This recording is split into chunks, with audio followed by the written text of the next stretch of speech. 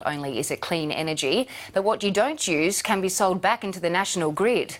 And it takes high-powered smart meters to keep track of the energy flow to ensure consumers get the biggest bang for their buck.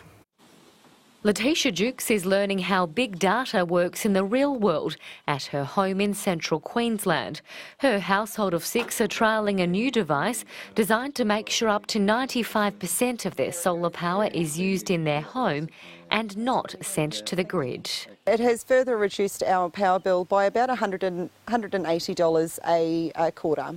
So big savings for a big family. The device monitors the electricity network, the hot water temperature and their home's energy demands 3,600 times a second, gathering huge amounts of data.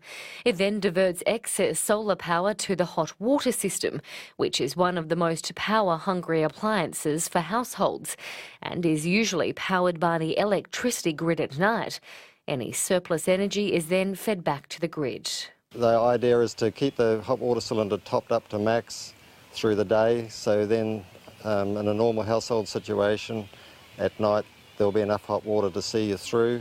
It can divert in a 50th of a second or power back to the hot water cylinder watt for watt. It does not need to wait for enough excess solar to match the size of the hot water element. Big data allows households to optimise their energy use and allows people to have more control over what electricity they use from the solar panels on their roof versus what they export back to the grid and what they might store if and when batteries come down in price. The device has been successfully trialled in New Zealand, but its makers saw potential in Australia with rising power prices and falling feed-in tariffs.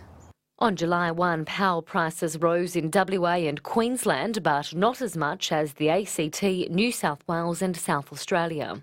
I wouldn't expect any relief in the short term, and I think in the medium term this is the new normal, and people need to get used to it. The device can also divert energy to charge an electric car or heat a pool. Catherine Diss, ABC News.